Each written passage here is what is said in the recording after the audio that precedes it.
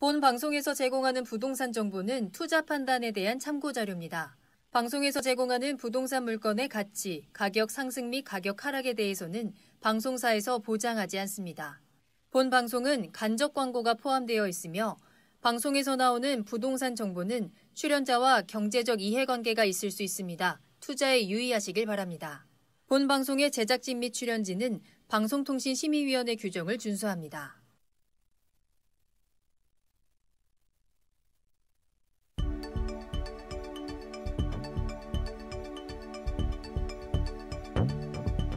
부동산의 모든 고민이 통하는 길 부동산 시그널. 안녕하세요. 저는 진행의 한보람입니다. 양도세 중과 유예 기간이 한 달여밖에 남지 않았습니다. 6월부터는 서울 등의 조정 대상 지역의 다주택자에게 최고 20%포인트의 중과세율이 더 붙게 되는데요. 이를 앞두고 10년 이상 장기 보유한 부동산을 매각하는 사례가 늘어나고 있습니다. 대법원 사례에 따르면 지난해 같은 기간보다 3배 이상 증가했다고 하는데요. 또 여기에 이제 이러한 증가세는 강북구 그리고 강서구에서 더 가파르게 나타나는 것으로 조사가 됐습니다. 또 정부가 원래대로 종부세를 강화하겠다라고 밝히면서 기존의 규제 위주의 부동산 정책이 바뀌지 않을 것이라는 것을 다시 한번 확인할 수 있었는데요.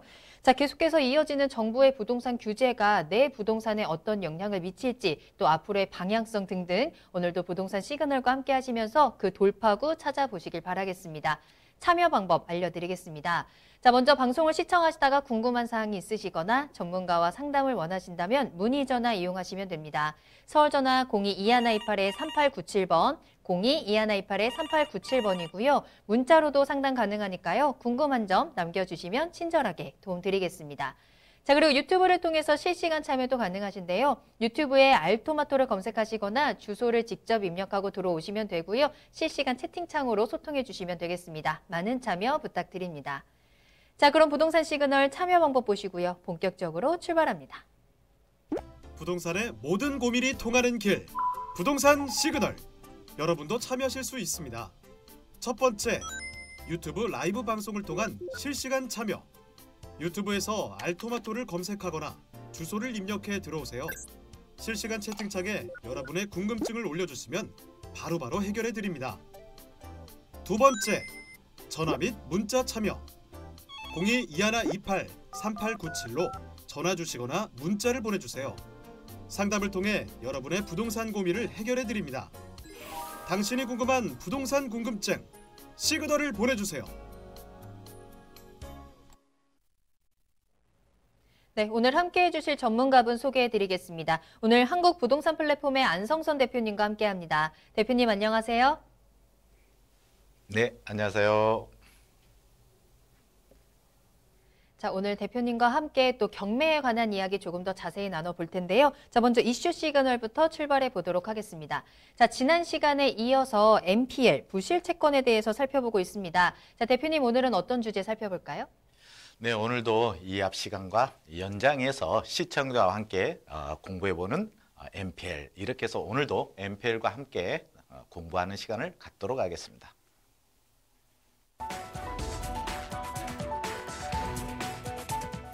부실 채권이란 단어를 들어보셨나요? 대부분의 분들이 주택을 구입할 때 은행에서 대출을 받으실 텐데요.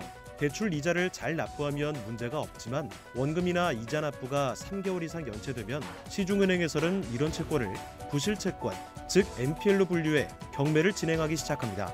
흔히 NPL을 썩은 사과로 비유하는데요. 사과 상자에 썩은 사과가 들어있으면 다른 잘 익은 사과에도 해를 미치듯 NPL, 부실 채권의 비율이 높아지면 다른 채권에도 영향을 미칠 우려가 있기 때문에 금융기관은 이를 포대에 담아 싼 값에 넘긴다는 뜻입니다.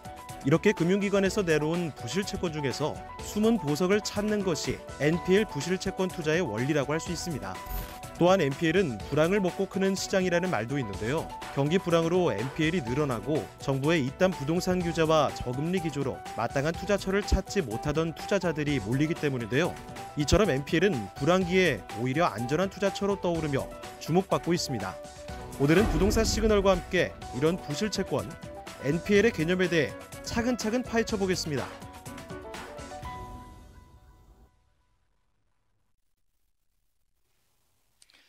네, 오늘도 함께 시청자와 함께하는 NPL 채권 투자하는데 기본에 대해서 오늘 강의와 함께 공부하는 시간을 갖도록 하겠습니다. 자, 먼저 NPL 투자 파헤치기라는 이슈를 가지고 하고 있는데요. NPL 채권 투자의 기본, 오늘 둘째 시간입니다. 부실 채권을 매각하는 이유로 기본적으로 국제결제은행, BIS라는 국제결제은행이 있습니다. 거기에 자기 자본 비율을 맞춰야 됩니다. 모든 은행은 이 자기 자본 비율이 8%인데 이 8%를 맞추지 못한다라고 했을 때는 어때요? 은행 자체가 퇴출이 됩니다. 그렇기 때문에 이 자기 자본 비율을 꼭 맞춰가려고 그랬죠. 연말에는 항상 이 자기 자본 비율을 맞춰야 될 의무가 있습니다. 은행 쪽에서는. 두 번째, 자산의 건전성을 확보하기 위해입니다. 이 건전성이라는 건 뭘까요? 은행에서 직접 대출도 있고 또는 적금도 받습니다. 그런데 그런 부분을 안전하게 갈 수 있도록 하는 유동성인 자금이라고 하겠죠. 자, 마찬가지입니다. 자금의 흐름을 원활하게 위함이다라는 부분이죠. 고객이 있으면 반드시 어때요? 이 고객은 수요와 공급입니다. 공급, 이게 바로 공급은 대출이겠죠. 수요는 실질적인 적금이 되겠죠. 대손충당금을 적립을 유보하게 합니다. 이 대손충당금에 대해서 많은 사람이 모르더라고요. 무엇일까요? 간단합니다. 우리가 공부를 하다 보면은 실질적으로 용어 정리에 어려움을 많이 겪는데요. 법률 용어는 굉장히 쉽게 되어 있습니다. 이것도 마찬가지죠. 대신 손해볼 수 있는 충당금을 적립해 놓은 게 은행의 의무입니다. 그런데 그거를 NPL로 채권을 매각함으로써 유보할 수 있는 시간을 많이 벌 수 있는 그러한 어떤 정책이다라고 생각하시면 될 것 같습니다. 채권을 매각하는 이유가.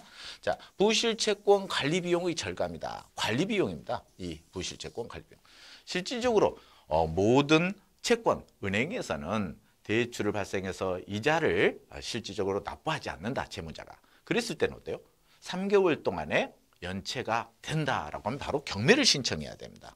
이 경매를 신청해야 되는데 은행 쪽에서 경매 절차나 이런 부분을 많이 모르시죠? 그러다 보니까 어떤 상황이 발생하냐? 은행에서는 경매 신청으로 끝이라고 생각했는데 법원에서는 이 물건을 공고하면서 권리신고하고 배당 요구해라 라고 하면서 실질적으로 이 잘못된 부분을 어때요?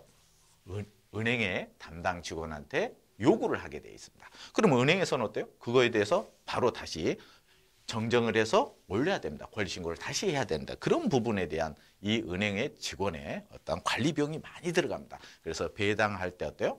배당에 따른 그 부분도 채권 회수에 대해서 배당 요구서도 제출을 해 주셔야 됩니다. 이런 부분에 대해서도 실질적으로 채권자에서 다 해야 되는데 그런 부분을 NPL 유동화 회사로 매각함으로써 전체적으로 은행 쪽에서 할 일이 많이 덜어지는 거죠. 그러면서 자기 관리 비용도 절감할 수 있다. 이렇게 생각을 해주시면 될 것 같습니다. 두 번째로, 그러면은 우리가 NPL 채권에 투자를 하는데 대부분의 모든 NPL을 통한 경매 이렇게 하면 어때요? 1순위 근저당권을 통해서 어때요? 매입을 해서 채권 최고액에 도달하면 입찰하는 방식, 그게 론세일 방식인데 이 부분이 NPL 경매다라고 말씀합니다. 그런데 그건 어때요?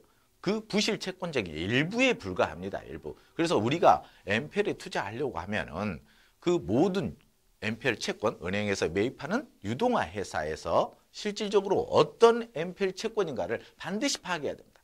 그런데 일반 대중은 대부분의 1순위 근저당 채권을 은행에 가지고 있는 채권을 매각하는 게 바로 NPL 채권이다. 이렇게만 생각을 합니다. 그런데 그 부분이라고 생각해서 NPL 채권을 매입했다라고 하면 큰 사고가 터질 수가 있습니다. 그래서 NPL, 내가 매입하는, 유동화에서 매입하는 이 채권이 어떤 채권에 속해 있는가, 그게 바로 종류입니다.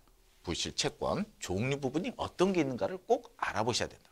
자, 부실 채권의 종류에는 첫 번째 특수채권이 있습니다. 특수채권이라는 게 뭘까요? 예, 채무자가 회생, 파산에 됐을 때 이 법률에 의해서 매각할 수 있습니다. 그래서 법원에서 재산을 보존 처분에 내려진 상태입니다. 바로 어때요? 매각을 못한다는 거죠. 그래서 이 법원의 결정에 따라서 매각하는 이러한 특수채권이 있다.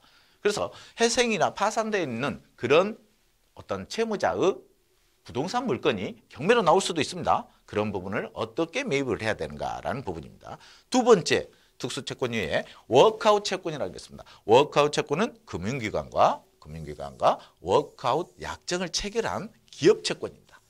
한마디로 이 기업 채권이라는 건 어때요? 부도가 났다는 소리입니다. 그 기업에서 가지고 있는 모든 기업이 부도나니까 부동산들이 어때요? 경매로 나오겠죠. 이런 부분을 기업 채권을 집행 시 채권단의 결정에 따른다. 이거는 채권단 결정입니다. 자, 기업이 부도나면 어때요? 모든 채권을 대출을 해주겠죠. 은행에서 기업에. 그런데 예를 들어서 한 개의 은행이 그 기업한테 대출을 풀로 다 해주는 게 아닙니다. 그러면 주거래은행, 주 메인 은행에서 50%를 한다든지 이금융, 그래서 주거래은행, 부수적인 은행 2군데, 3군데, 4군데 이금융권까지 해서 토탈 PF 대출을 해줍니다. 이제 채권단 부분이야. 워크아웃 채권이 이렇게 되어 있을 때 워크아웃 채권은 실질적으로 지금 시중은행 8개 시중은행이 만들어진 은행이 NPL 회사가 있습니다. 그게 어때요? 유동화 회사입니다. 유동화 회사. 그게 유암코라는 회사입니다. 공룡. 대한민국의 NPL 채권의 몇 프로? 약 60%를 거래했던 그러한 채권이었습니다. 실질적으로 워크아웃 채권 같은 경우는 여러분들이 어때요? 많이 아셔야 된다라는 말씀을 드릴 수 있겠습니다. 자, 그런데 또 뭐가 있을까요? 일반 채권입니다. 우리가 일반적으로 아는 일반 채권은 여기에서 우리가 생각하는 처분이 가는 채권, 담보부죠. 담보부와 무담보부, 부실채권이다. 이렇게 생각을 하시면 되겠습니다. 그래서 우리가 일반적으로 NPL 채권이다라는 부분은 기본적으로 채권을 경매까지 가는 거. 1순위 근저당권을 인수해서 매각하는, 그래서 매각해서 경매까지는 가는 방식이다. 이렇게 생각을 해주시면 될 것 같습니다. 우리가 일반적으로 아는 게 NPL 채권이 일반 채권입니다. 다음 가압류 채권입니다. 이 가압류 채권이 실질적으로 우리가 경매를 하다 보면 후순위 있죠. 후순위. 1순위 근저당권, 2순위 가압류 이런 부분은 후순위, 말소기준 권리, 후순위에 있는 권리들은 다 모든 사람이 어때요? 우리가 놓칩니다. 놓친다는 말이 실질적으로 소멸되기 때문에 거의 관심을 갖지 않죠. 하지만 후순위 앞으로 대출이 어때요? 40%, 50%밖에 안 됩니다. 그럼 후순위 권리들이 많이 발생하겠죠. 그 중에 후순위 권리 중에 가압류 채권이다라고 생각합니다. 가압류 채권도 어때요? 매각할 수 있다. 준담보부 가압류 채권과 순수 가압류 채권이 있다. 이것도 어때요? 실질적으로 부실 채권으로 간주된다. 그 가압류 채권도 부실 채권의 종류에 속한다라고 생각을 해주시면 될 것 같습니다. 자, 이제 NPL 채권 투자의 부실 채권의 종류, 부실 채권 계약 방식이 있습니다. 가장 중요한 거죠. 아까 말한 특수 채권, 아니면 워크아웃 채권, 일반 채권, 가압류 채권을 어떻게 계약을 하는가? 은행에서 매각, 아니면 일반 개인에서 매각을 했을 때 그걸 어떻게 계약을 치느냐가 가장 중요하겠죠. 자, 일단 계약서 샘플을 공부해야 합니다. 이 계약서 샘플이 가장 중요하죠. 이걸 가지고 계약을 체결해 나가야 된다는 겁니다. 그래서 계약서에 명시된 유동화 회사, 그리고 권리와 의무입니다. 계약자의 권리와 의무 또는 자, 여기서 유동화 회사의 권리와 의무, 계약자의 권리와 의무를 확인해 주셔야 됩니다. 한마디로 유동화 회사의 권리가 있고 의무가 있습니다. 그리고 내가 매입하는 매입 회사의 권리와 의무가 있습니다. 이 부분을 서로 알고 계약 약정을 해 주셔야 된다라는 말씀을 드릴 수 있겠습니다. 자, NPL 투자 기본 다시 한번 더 들어갑니다. 그러면 우리가 NPL 채권의 근저당권, 이 방금 있는 NPL 채권의 종류를 매각을 하려고 하는데 그럼 민법상에서 어떤 이 채권 매각에 대해서 어떤 규정이 있는가 한번 볼까요? 민법 규정 449조 또 452조에는 이렇게 나타내고 있습니다. 채권을 매각하는 채권의 양도성이다라는 부분이요. 채권은 양도성 채권의 성질이 양도를 허용하지 않거나 또는 당사자의 반대 의사를 표시한 것. 결국은 어때요? 양도하지 못한다라는 부분이죠. 양도하지 못한다는 건 뭘까요? 채무자가 반대를 했을 때는 양도할 수가 없다, 효력이 없다라고. 하지만 그 효력이 없는데 제3자가 매수를 했습니다. 그런 상황을 모르고 그래서 선의의 제3자에게 대항하지는 못한다라고 규정이 되어 있다라고 여러분이 공부를 해주시면 될 것 같습니다. 자, 채권 양도, 지명채권의 양도 부분을 한 번 더 마지막 정리를 해드리겠습니다. 양도인이 채무자에게 통지를 하거나 채권자가 채무자한테 통지했습니다. 그래서 채무자가 승낙을 하지 않았습니다. 그랬을 때 채무자, 기타 3자에게는 대항하지 못한다라는 부분을 가지고 있겠죠. 자, 방금 얘기한 2항에서 승낙은 어때요? 확정일자. 승낙은 승낙. 확정일자가 있는 증서에 의하지 아니하면은 채무자에게 제3자에게는 대항하지 못한다라는 부분이 실질적으로 정리되어 있는 것입니다. 자, 이렇게 오늘 NPL 기본 투자 방법에서 NPL을 투자하는데 기본에 대해서 어느 정도 공부를 해봤습니다. 다음 시간에 뵙겠습니다. 네, NPL 투자 파헤쳐보고 오셨습니다. 지난주에는 NPL의 기본적인 개념을 살펴보셨고 오늘은 NPL의 종류부터 또 계약 방법 그리고 법적 특징까지 간단하게 짚어드렸습니다.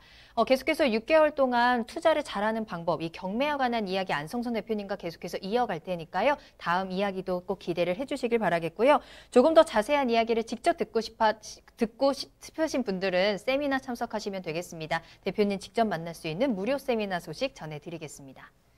자, NPL의 개념과 부실 채권 매입 방법이라는 주제로 진행되는 세미나입니다. 다음 주 금요일, 매주 금요일에 만나보실 수 있는데요. 매주 금요일 오후 4시에 교대역 5번 출구 앞에 수정빌딩 2층으로 찾아가시면 되겠습니다. 자, 세미나는 예약이 필수입니다. 아래 나가는 전화번호 서울전화 02-2128-3897번으로 문의 전화 주시길 바라겠습니다. 네, 그럼 부동산 시그널 참여 방법 다시 한번 보시고요. 잠시 후에 투자 정보 가지고 돌아오겠습니다. 부동산의 모든 고민이 통하는 길, 부동산 시그널. 여러분도 참여하실 수 있습니다. 첫 번째, 유튜브 라이브 방송을 통한 실시간 참여. 유튜브에서 알토마토를 검색하거나 주소를 입력해 들어오세요. 실시간 채팅창에 여러분의 궁금증을 올려주시면 바로바로 해결해 드립니다. 두 번째, 전화 및 문자 참여. 02-2128-3897로 전화 주시거나 문자를 보내주세요. 상담을 통해 여러분의 부동산 고민을 해결해 드립니다. 당신이 궁금한 부동산 궁금증, 시그널을 보내주세요. 네, 계속해서 안성선 대표님과 함께하고 있습니다. 이번에는 대표님이 소개해 주시는 투자 정보 알아보는 시간인데요. 만나볼 부동산은 서울시 은평구 구산동에 위치한 다세대 주택입니다. 구산역에서 역세권에 위치한 물건이라고 하거든요. 먼저 기본 정보부터 알아보겠습니다.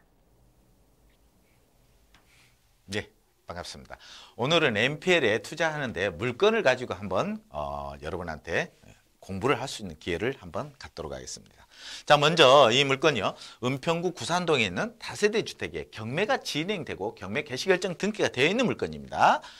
위치는 구산동 구산역에서 6호선 구산역에서 차량으로 약 5분 정도, 차량 5분, 한 1.2km 정도가 나온 것 같아요. 건물 면적은 24제곱미터, 총 4층 중에서 1층에 있는 물건이 나왔다. 경매 개시결정 등기됐다라고 생각하시면 돼요. 준공 연도는 17년에 준공되어 있습니다. 현재 이게 경매 개시결정 등기가 되어서 실질적으로 어때요? 이 물건이 경매로 진행되는 물건입니다. 경매로. 그런데 그 중에서 준공을 하려야 되는데 현재 경매 개시결정 등기가 되어 있는데 이 물건 자체가 어때요? 감정평가 중입니다. 이 물건 경매 개시결정 등기가 되면 적어도 어때요? 한 달 이내에 감정평가를 해야 되는데 이 감정평가를 해야 되는데 아직 어때요? 경매 개시결정 등기만 됐지 감정평가를 하지 않은 상태다. 그러면 이 상태에서 어때요? 유동화 회사에서는 은행에서 이 NPL로 근저당이라는 채권을 매입해야 되는 그러한 물건이다 라고 생각해 주시면 될 것 같습니다. 자, 그러면 이 물건이 실질적으로 NPL이라는 부분은 그 물건 개요도 중요하지만 거기에 있는 권리관계를 매입하는 겁니다. 그 권리, 그 물건을 경매로 낙찰받으면 소유권으로 가져오지만 그 물건 속에 있는 권리를 부실 채권화됐죠. 경매 개시결정 등기가 되면서 부실화된 권리를 인수한다라고 생각을 하시면 여러분이 이해하기가 쉬울 것 같습니다. 자, 그러면은 이 물건의 권리관계를 한번 볼까요? 다세대 주택이었죠. 감정평가 중입니다. 현재는. 자, 소유주 채무자가 있습니다. 그런데 이 물건의 실질적으로 1층으로서 시세를 한번 파악하면 아직도 시세는 어때요? 감정평가가 안 돼 있기 때문에 1차 감정가격이 안 나왔겠죠. 그런데 채권자, 이 채권자가 경매 신청한 청구 금액이 약 4,924만 4천 원. 등기 채권은 6천만 원입니다. 6천만 원. 자, 24, 7.39평. 실제로 다세대 빌라에서 7.39평 같은 경우는 어때요? 상당히 아파트하고 좀 다르게 큽니다. 그래서 생각보다 여러분이 있다라고 생각해 주시면 될 것 같아요. 자, 경매 개시결정 등기가 20년 2월 28일 날 경매 개시결정 등기가 됐습니다. 지금 현재 감정평가 중이고 5월 11일까지는 뭐 해야 됩니까? 배당 요구 종결이어서 그 물건의 이해관계인들은 권리신고도 하고 배당 요구도 해야 된다라고 말씀을 드릴 수 있겠습니다. 자, 그러면 이 물건에 아까 권리를 매각하고 권리를 매수한다라고 했죠. 양도, 권리, 한마디로 채권을 양도를 한다라는 부분이라고 생각하시면 되겠습니다. 자, 등기부상에 있던 그럼 그 부동산 물건의 등기상의 권리는 어떻게 되어 있는가라는 부분입니다.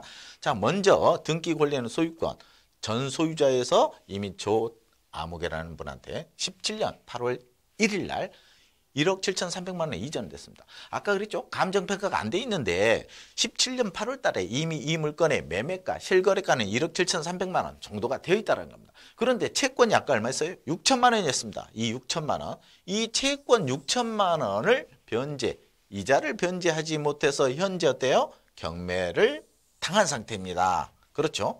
실질적인 채권 최고액은 6천인데 채권 최고는 6천입니다. 그런데 어때요? 유효채권 실질적으로 지금 경매 신청한 유효채권은 4,924만 4천 원. 갭이 상당히 많이 나죠. 실거래 가격에서 1억 7,300인데 5천만 원 가지고 경매를 당했다. 실질적으로 우리가 경매를 모르면은 소유권자 입장에서 아무것도 모르죠. 내가 이자를 못 내서 경매까지 당했네. 내가 내 부동산을 잃으면 어떨까? 이렇게 걱정이 많은 거죠. 이 마지막 시장이 경매 시장입니다. 그래서 여러분들이 어때요? 이 부분, 이러한 정도의 갭이 있는, 갭 차이가 있는 물건은 실질적으로 어떨까요? 이게 경매 치하자금 대출이라고 다른 법무사를 낀 업체들이 한마디로 대부업이죠. 한마디로 대부업체에서 많이 접근을 하게 됩니다. 저축은행이나 대부업 쪽에서. 그래서 이건 어때요? 경매를 취하할 수 있는 부분이다. 한마디로. 어떤 부분이냐? NPL로 되어 있죠. 경매 개시결정 등기가 되면 NPL이 되는데 NPL 자체가 어때? PL이라고 하죠. 지금 N자가 빠진 PL. 일반적으로 근저당 대출이 이루어져서 채무자가 이자를 계속 지속적으로 잘 낼 수 있는 부분. 한마디로 경매 개시결정 등기를 취하를 시키면 어때요? 진행되는 채권이다라고 생각을 해주시면 될까요? 그런데 이분 생각을 해보시죠. 이분 입장에서는 4,900, 약 5천만 원 정도 되는 금액에 이자를 변제하지 못했는데 이제 이 물건에 대출해주는 기관에서는 얼마를 해줄까요? 이것 부분에서 변제를 하고 1순위로 갈아타겠죠. 1순위로 갈아탑니다. 1순위 갈아타면 한 8천만 원의 대출금을 주겠죠. 그러면 8천만 원의 대출금에 이 물건의 채권 최고로 설정은 약 1억 2천 정도가 채권 최고액으로 설정될 가능성이 높습니다. 그럼 이런 부분이죠. 결국은 다시 5천만 원을 대출을 해주었는데 여기에 대한 이자를 변제 못했는데 8천만 원에 대한 이자를 어떻게 또 변제를 하겠습니다. 그래서 다시 NPL이 진행되는 그러한 과정이 있는 물건이 있지 않나라는 말씀을 드리겠습니다. 네, 그러면 이 물건에 대해서 입지 요건을 간단하게 생각하시면 아까 6호선 구산역에서 실질적으로 거리상으로 차량으로 약 5분 정도 거리고 있고 구산역 서울은 인근에 어때요? 실질적으로 인근에 초중고가 다 있어서 교육 환경이나 인근 택지가 상당히 좋은 지역에 위치해 있다. 이렇게 말씀드릴 수 있겠습니다. 자, 먼저 건물의 특징을 보시면은 여러분들이 상당히 어때요? 깨끗한 지역입니다. 18년도에 준공된 부분이라 지하 주차장 시설부터 주차장까지 해서 어때요? 상당히 잘 정비된 그러한 물건이다라고 말씀을 드릴 수 있겠습니다. 자, 보시면은 주차장 입구와 건물 외부분입니다. 외부분. 이 부분에서 1층이지만 이쪽 지역에서 인근의 산책로라든지 이런 부분이 다 구비되어 있는 물건이다라는 말씀을 드릴 수 있겠습니다.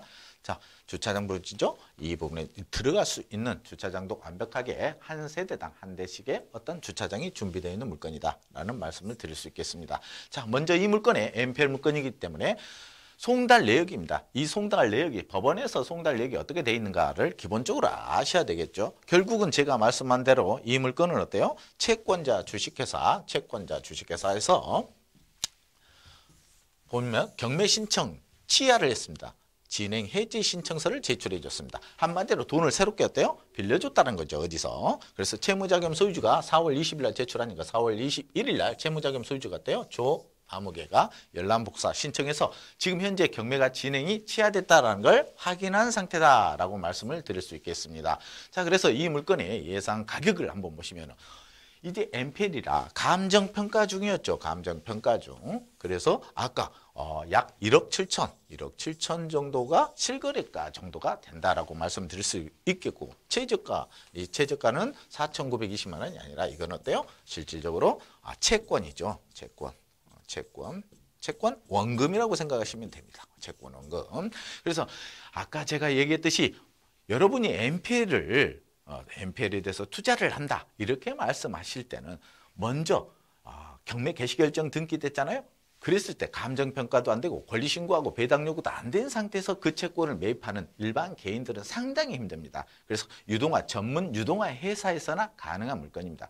여러분들은 어때요? 채권을 할 때 1차 매각기일이 잡히고 2차 입찰하기 전에 이 부분, 그래서 권리신고하고 배당 요구 종기일 이후부터 입찰 전까지 MPL을 채권을 유입하시면 될 것 같습니다. 그런데 개인은 실질적으로 MPL 채권을 유입할 수가 없죠. 그래서 유동화 회사가 근저당을 설정을 하고 이 근저당권에 부기등기를 하는 겁니다. 부기등기로 질권 설정을 해서 개인이 투자하는 방식이 실질적으로 현장에서 이루어지는 MPL 투자 기법입니다.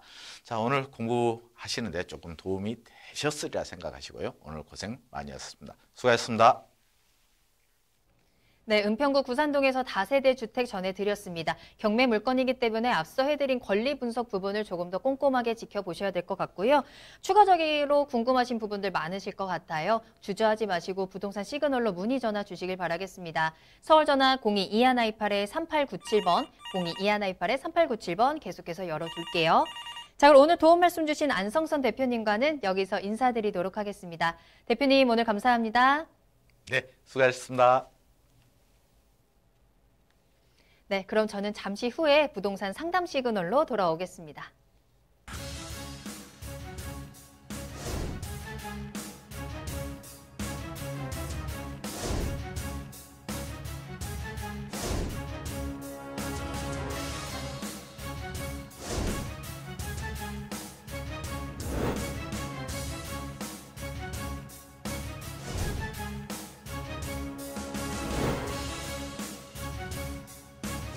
현혹에 휘둘리지 않는 철칙과 기준이 있어야 합니다.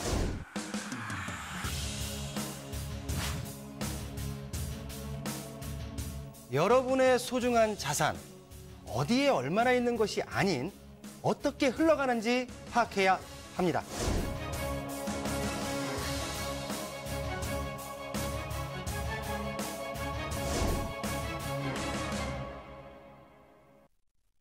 부동산의 모든 고민이 통하는 길, 부동산 시그널.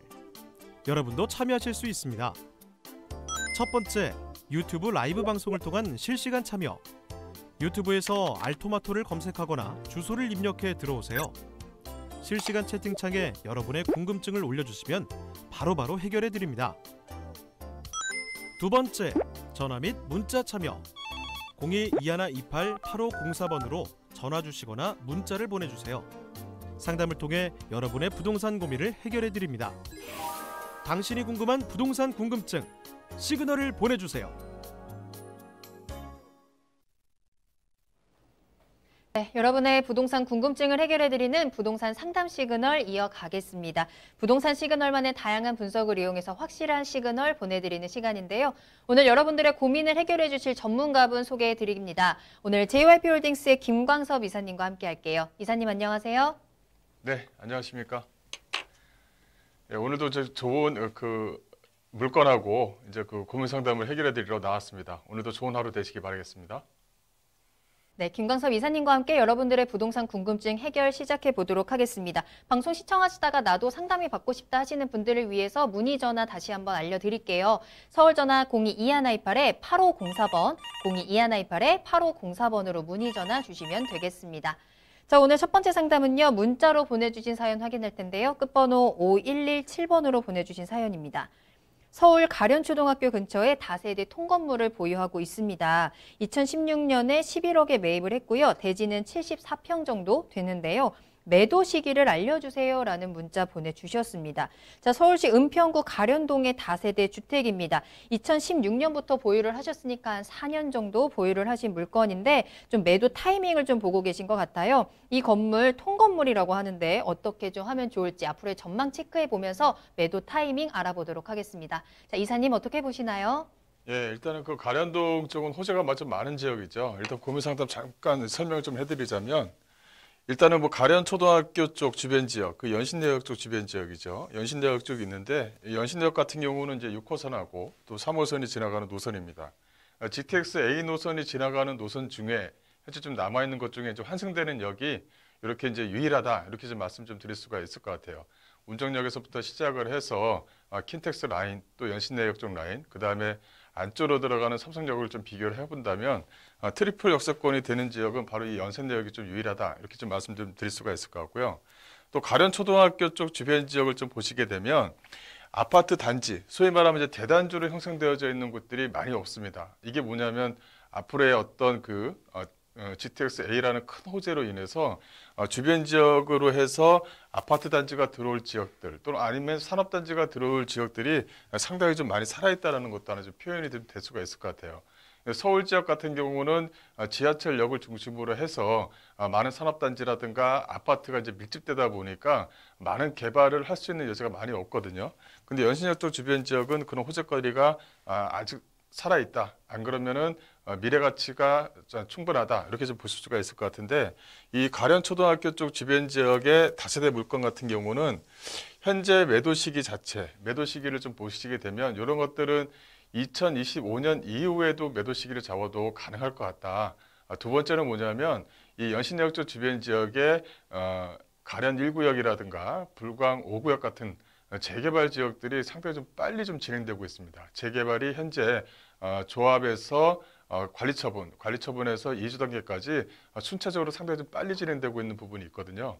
주변 지역 자체에 대단지 아파트들이 없다 보니까 이런 재개발 조합들의 조합원 가격들이 피가 붙으면서 주변 지역을 크게 활성화시키고 있습니다. 이런 것들이 주변 지역에 아파트가 변모가 된다 그러면 또 주변 지역의 어떤 상권이라든가 또 재생 사업의 기반에 따른 주변 지역의 어떤 재생 활성화 사업도 같이 진행될 부분이 있습니다. 그렇다면 이런 물건 같은 경우는 단기적으로 매도 시기를 잡는 것보다는 중장기적으로 좀 끌고 가시는 게 좀 낫다. 또 물건의 특징이 다세대 물건이다 보니까 전세라든가 또 월세에 대한 임대가 상승도 좀 기대해 볼 만하거든요. 그렇다면은 현재 2025년 이후에 매도 시기 잡아도 상당히 좀 적정할 수 있겠다라고 정리를 좀 해드리겠습니다. 네, 호재가 많은 지역 은평구 가련동입니다. 매도 시기는 2025년 5년 후 정도로 잡아주셨으니까요. 참고해 보시길 바라겠습니다.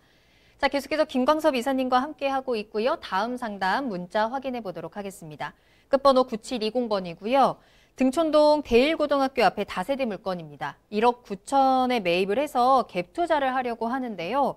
10년 정도 된 물건이어서 인테리어 비용이 좀 들어갈 것 같거든요. 전망 부탁드립니다. 라는 문자 보내주셨어요. 자, 강서구 등촌동에 위치한 다세대 주택입니다. 투자 목적인데요. 괜찮은 걸까요, 이사님? 네, 상당히 지금 현재 시기가 상당히 좀 적절합니다. 작년 1, 2월 달, 그러니까 이제 2019년도 1, 2월 때 들어가면 조금 더 매수할 수 있는 시기가 적정했었는데 약간은 늦었지만 그래도 요 가격대면은 상당히 안전적이다 이렇게 말씀드릴 수가 있을 것 같아요. 현재 이제 보시게 되면 위쪽에 이제 등촌역이 있죠. 또 이제 아래쪽에 이제 목동역이 있습니다. 이 라인, 이 대일고가 위치해 있는 라인 자체가 이렇게 좀 형성이 되어져 있는데 이걸 이제 등촌로라고 하거든요. 여기서 이제 보시게 되면 대일고등학교가 이렇게 있고요. 또 한강고등학교가 주변 지역에 있습니다. 또 강서고등학교가 바로 옆에 주변 지역에 붙어 있죠. 그러니까 목동과 등촌, 가양동, 등촌동 같은 경우는 주변에 이제 학군 시설, 그러니까 학원 시설을 같이 이용할 수 있다는 상당히 좀 용이점이 있어요. 그러다 보니까 이쪽 주변 지역, 이 목동 안쪽에 들어가는 물건보다는 이 등촌역 쪽 라인 쪽 등촌로를 중심으로 한 이 도로란에 있는 다세대 물건들이 아직까지는 저렴한 편입니다. 여기서 9억 같은 경우는 현재 리모델링을 해서 중장기적으로 끌고 가시면은 토지 지분 대비해서 가격 상승의 여지가 충분히 있다. 이렇게 좀 정리를 해드릴 수가 있을 것 같은데요. 일단 등촌역, 이 9호선 라인 쪽으로 하게 되면 마곡역이 또 마곡 쪽 주변 지역에 마곡 도시개발지구가 위치해 있죠. 또 염창역이라든가 등촌역, 요 라인 자체는 상당히 좀 메리트가 있습니다. 주변 지역 자체를 좀 보시게 되면 대단지 아파트가 이 등촌로 쪽 주변 지역으로 해서 현대 아이파크 요 1단지 하나만 이렇게 살아있는 거예요. 또 주변 지역 같은 경우가 이 소규모형 아파트로 좀 밀집되어져 있고 주로 이제 그 빌라 형태로 좀 지어져 있는 주변 지역들이 상당히 좀 많이 있습니다. 이건 무슨 말이냐면 이 등촌로 쪽 주변 지역으로 해서 이런 다세대 물건, 이 도로변 쪽 주변 지역으로 해서 붙어져 있다면 이것이 나중에 근생이라든가 또 상업 지역으로 변모될 가능성이 상당히 좀 많이 있거든요.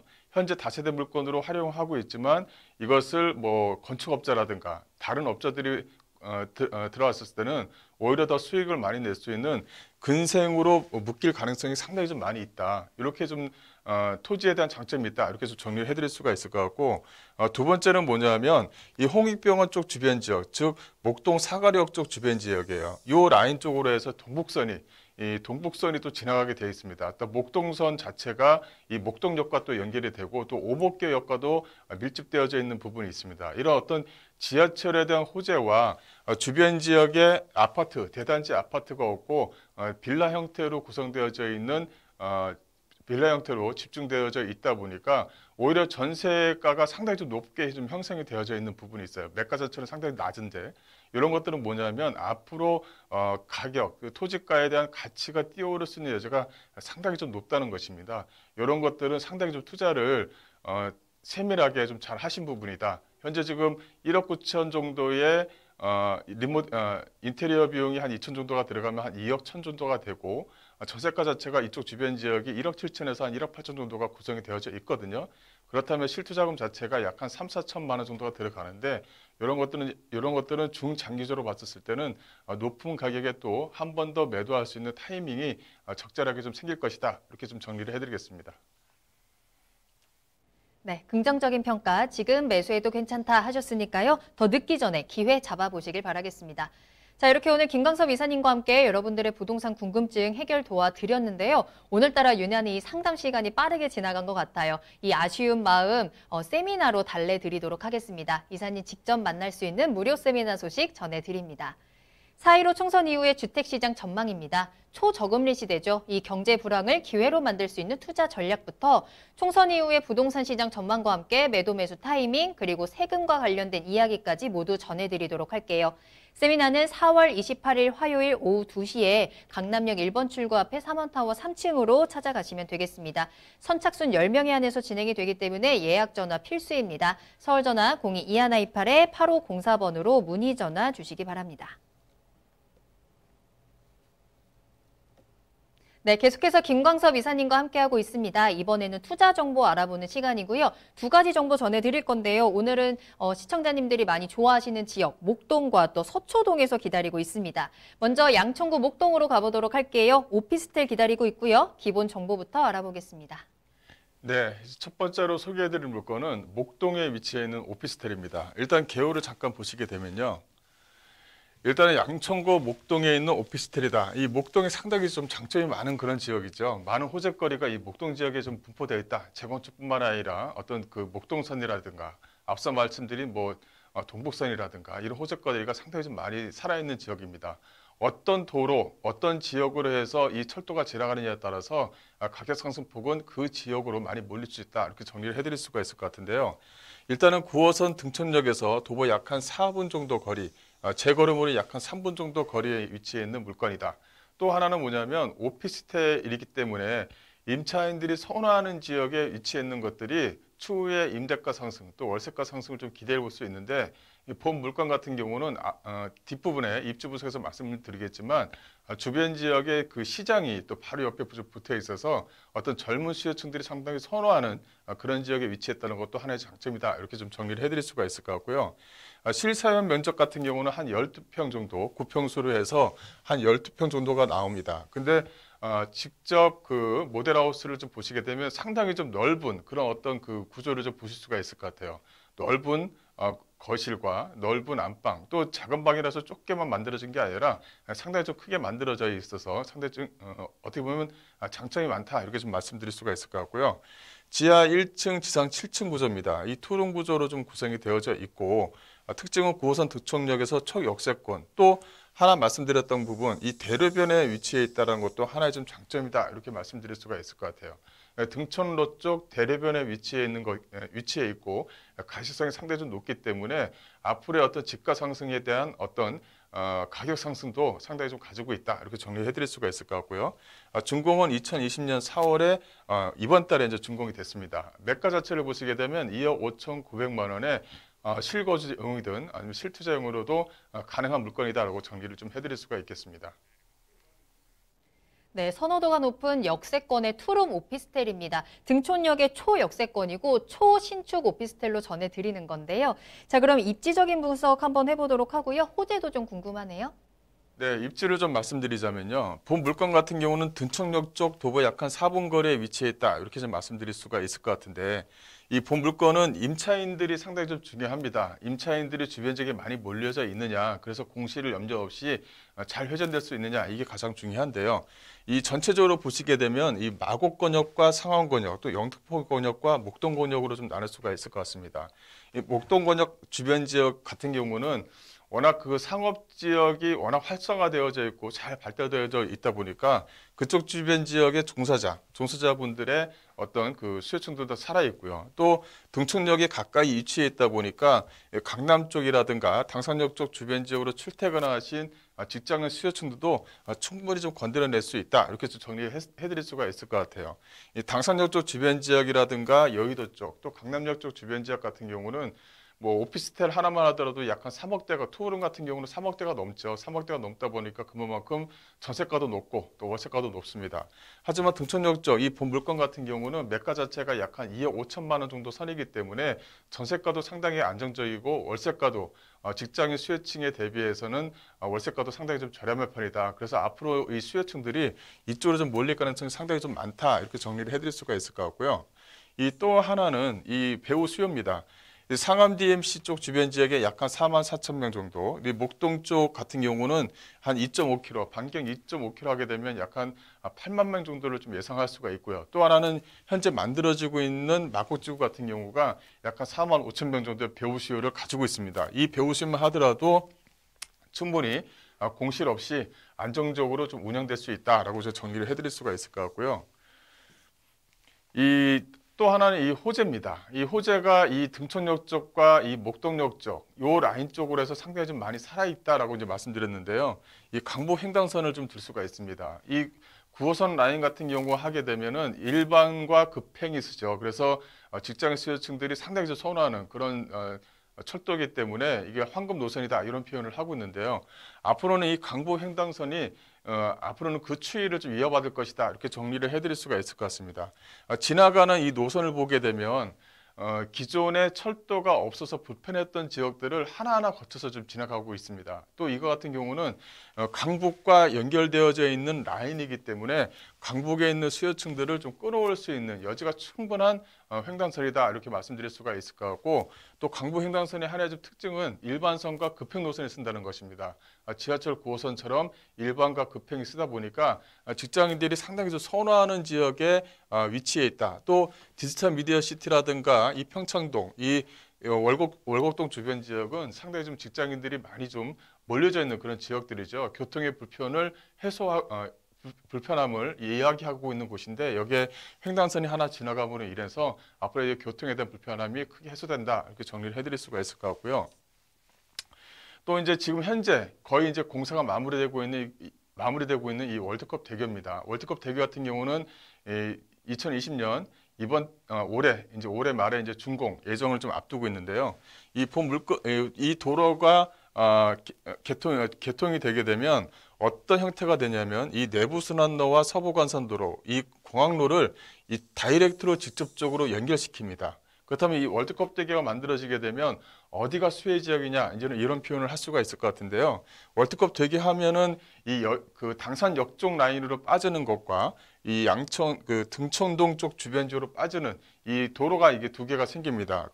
그러면서 이 서부간선도로와 직결로 연결이 되기 때문에 여기에 수혜지가 바로 이 등촌로, 본 물건지가 있는 등촌로 방향이 될 것이다라는 것을 알 수가 있을 것 같고요. 이 서부간선도를 말씀드리자면 뭐 평일에도 교통이 막힐 정도로 상당히 조금 교통 체증이 상당히 심한 그런 지역인데 이게 지하로 연결됨으로 인해서 거기에 따른 어떤 수혜 지역이 바로 이 본 물건지가 있는 주변 지역이다. 이렇게 좀 정리를 해드릴 수가 있을 것 같습니다.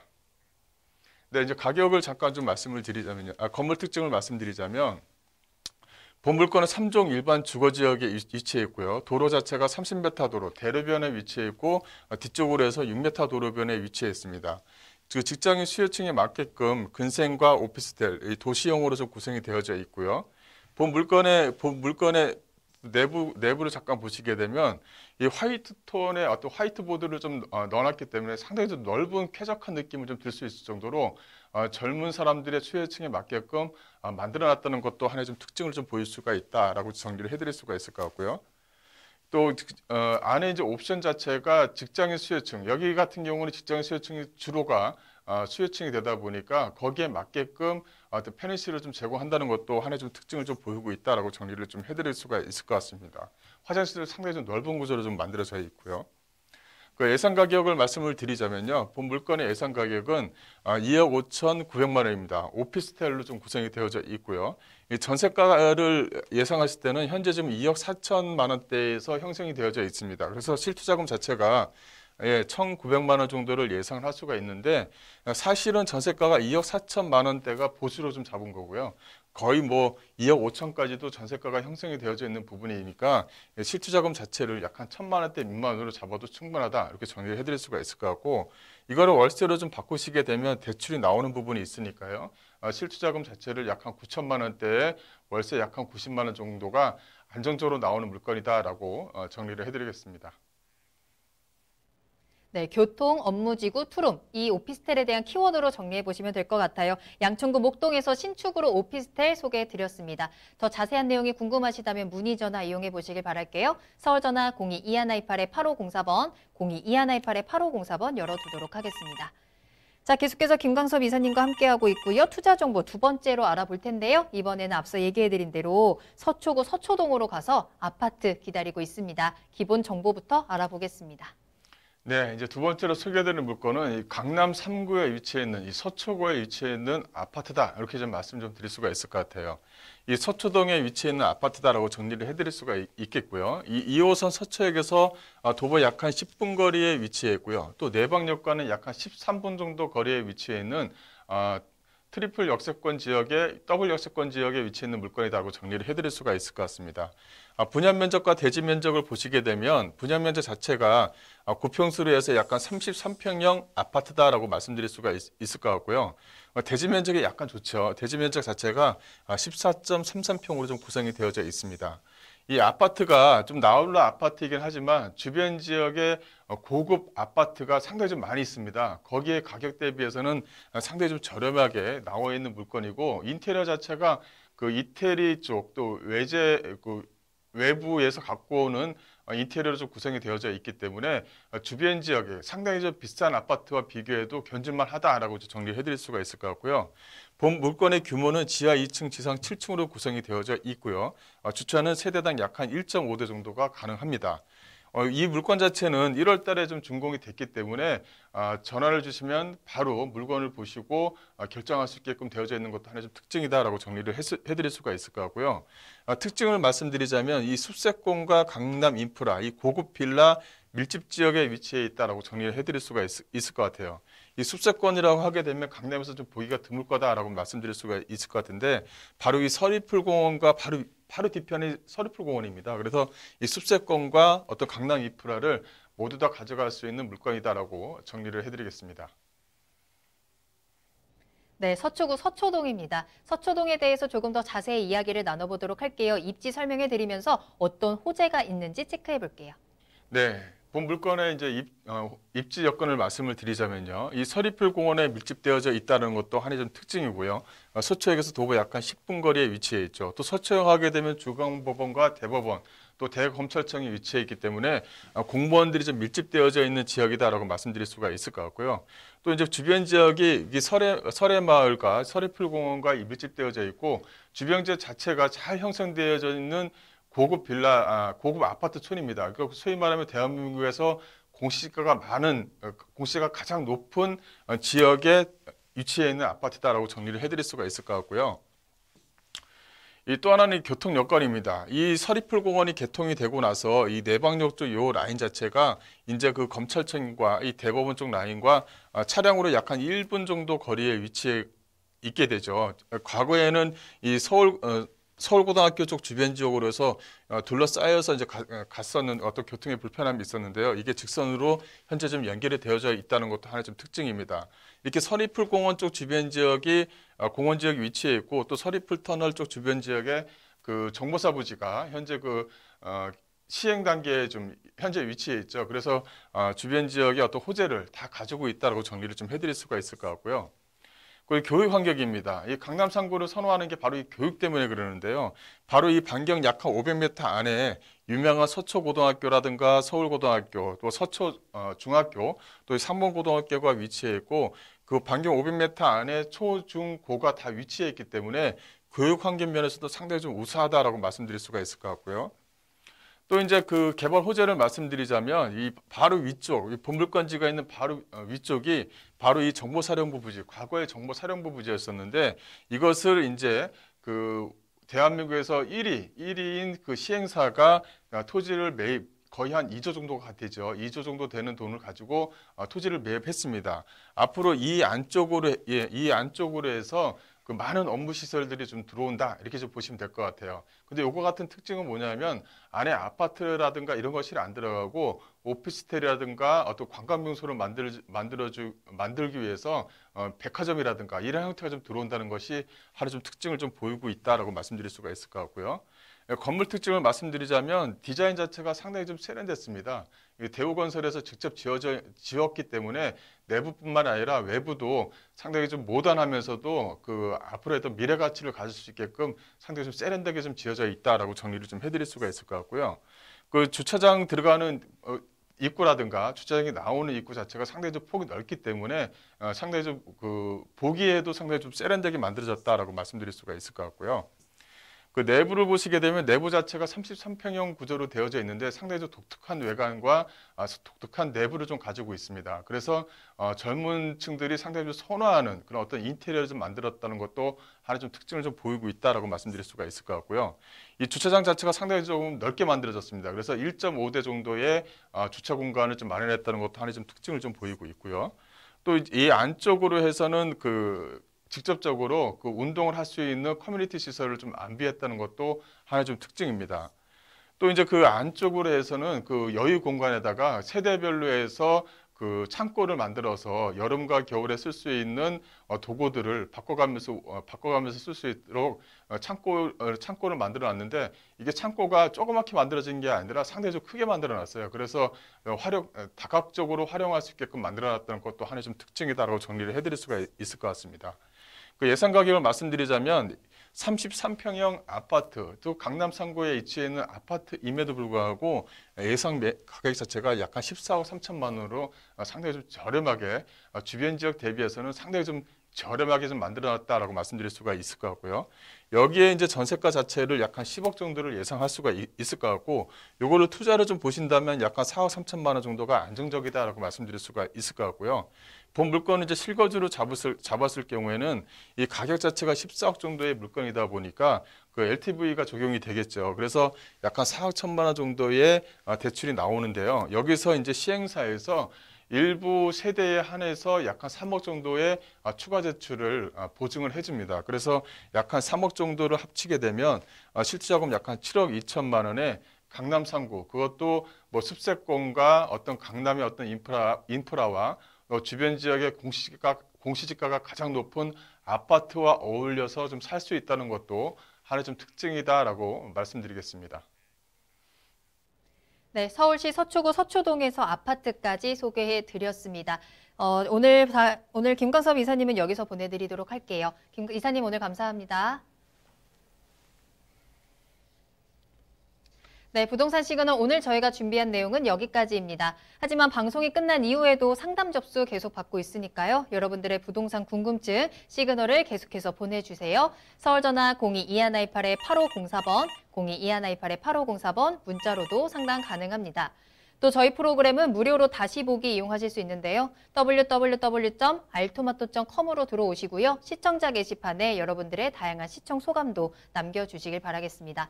자, 그리고 마지막으로 유튜브로도 계속해서 함께 하세요. 유튜브에 알토마토를 검색하시거나 주소 직접 입력하고 들어오시면 되겠습니다. 자, 그럼 저는 다음 이 시간에 더욱 알찬 정보 가지고 돌아오겠습니다. 시청해주신 여러분 고맙습니다.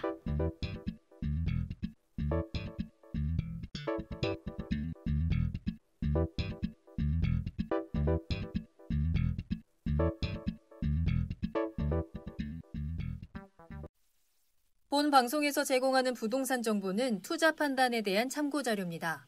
방송에서 제공하는 부동산 물건의 가치, 가격 상승 및 가격 하락에 대해서는 방송사에서 보장하지 않습니다. 본 방송은 간접 광고가 포함되어 있으며 방송에서 나오는 부동산 정보는 출연자와 경제적 이해관계가 있을 수 있습니다. 투자에 유의하시길 바랍니다. 본 방송의 제작진 및 출연진은 방송통신심의위원회 규정을 준수합니다.